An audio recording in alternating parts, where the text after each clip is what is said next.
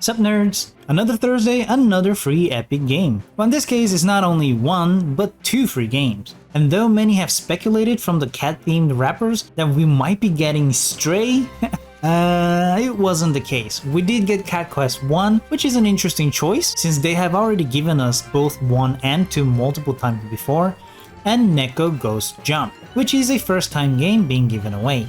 Now, if you are disappointed that we didn't get Stray, the next mystery game is the same rapper that they had before, so it could be that we still have a chance to get Stray, but most likely Cat Quest 2. But anyway, we'll cover one game at a time here so that people in the future may look up the games individually if they want.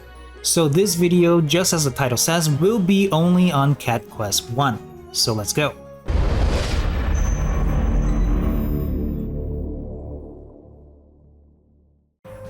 Just a quick reminder that Epic is also giving away free games on mobile. You do have to get their app on their site instead of the Play Store, but you just have to log in with your existing Epic Games account and voila, you can start getting the mobile games for free. Many cool titles have already been given away, including Knights of the Old Republic 1 and 2, Super Meat Boy, and this week the mobile games are Out There Omega Edition and Evoland 2. Both very interesting games, and honestly I've been wanting to play Evoland 2 for a while now, so that works out for me. Anyway, back to Cat Quest. Now right off the bat, you can tell that this game is on the simpler side, but even then the art style is very charming. And it also has a starting cutscene which, well, it's just as charming. I do like this art style quite a bit. Story is still very simple and pretty generic. Villain stole your sister, so you have to go after her, and that's the gist of it. The controls are very straightforward but also quite responsive.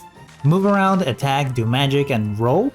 Yeah, this is something I felt was missing in a few games given by Epic Games before, and this simple game has it, and I love it. Attacking and rolling away from danger is like second nature to any gamer. It's basic motor function, and we are all happy to see it, and every action game should have it. Even very early game, there is a plethora of monsters. Each of them has a different pattern of attack. You can tell when they will attack by seeing the red circle underneath and seeing it fill up. Some enemies will attack faster, having a much shorter time for the red circle to fill out, while others will be slower but their attack range might be larger.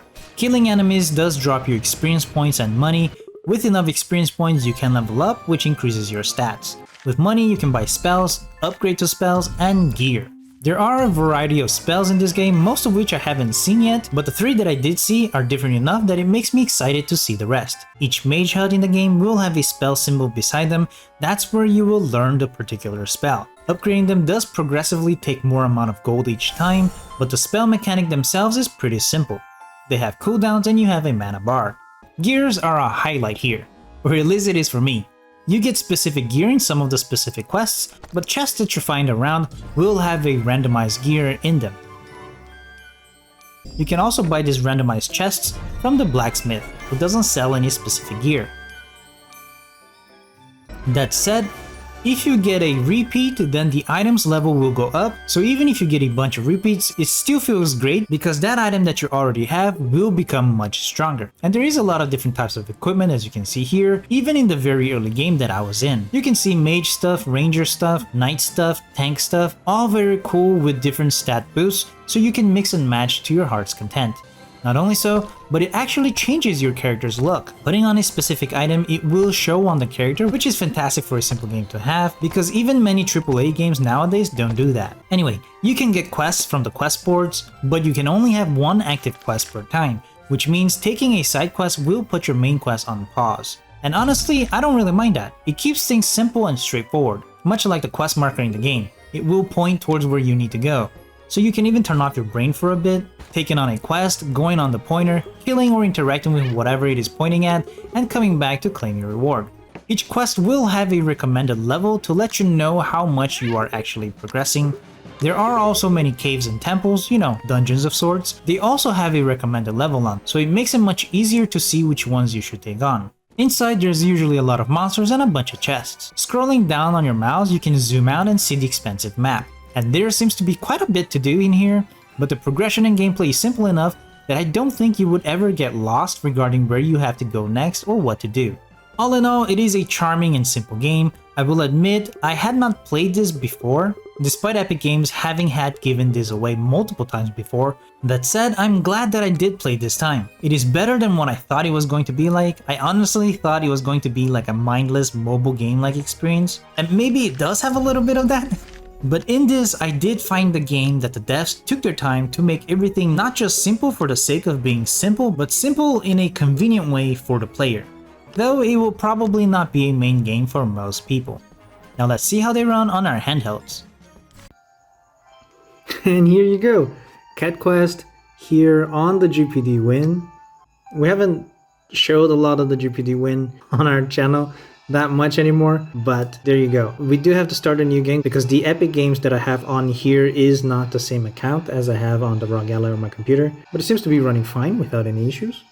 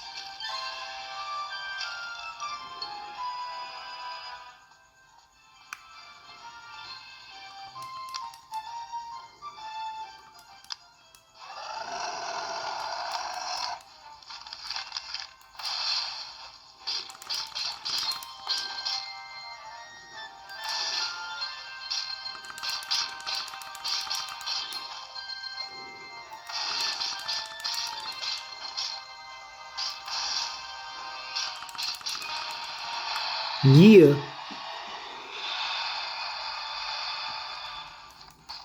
But yeah, I think this is the very first Epic Games that is running this well on the GPD Win. Like I mentioned before, I do play other games like Need for Speed Underground 1, Need for Speed Underground 2, Resident Evil 5, Far Cry 3, and Moonlighter. And those run okay and fine. But everything that we tried from Epic Games so far, this first GPD Win has struggled a lot to be able to play those. Even the really light ones that we tried, it did heat up to the point where it started to slow down and then it shut down and all that. Here, as you can see, there's none of that. I mean, touching, I can't really feel the heat that much. It's not slowing down at all either. It just plays really great. No frame rate drops. Controls are pretty great too. As you saw, I did take down the dragon fairly easily without taking any hits.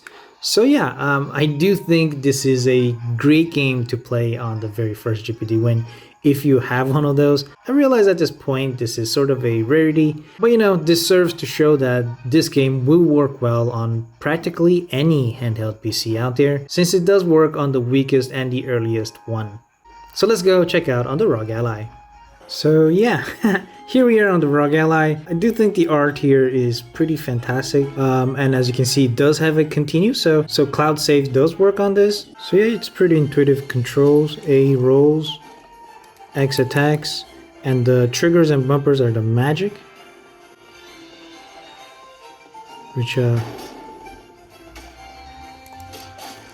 yeah, pretty fun. I do like this quite a bit. Of course, it is running on silent, but you know, it is a game that doesn't demand too much, obviously.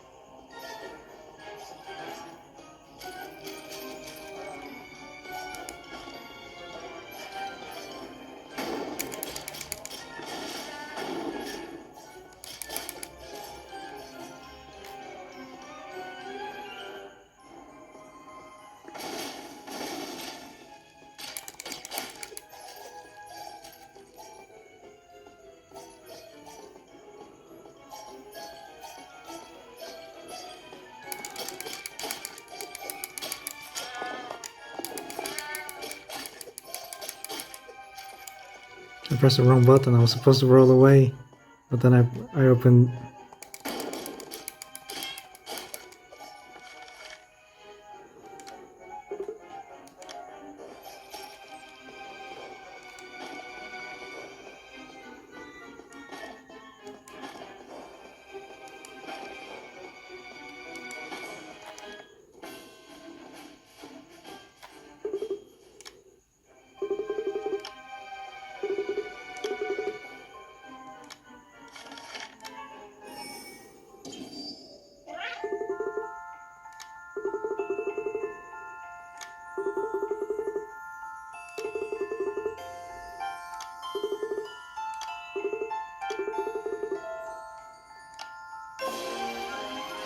Ah, cool. So no, the controls are very responsive, runs really well on silent mode, and there is a lot to do as you can see here, so it is a fantastic game to play on a handheld. The simple and fun gameplay does make it really great to play when you don't have a lot of free time or in bed before going to sleep. Yeah, like I said, this is not a main game material, but it definitely can be an enjoyable palate cleanser to play in between main games. So yeah, I definitely think I will keep it installed on my Rog Ally for a while to play from time to time. But yeah, that's all I had to say about this. Leave a like if you enjoyed this video, consider helping the channel out by clicking join down below to become a member, subscribe to see more videos like this, and of course, always nerd on.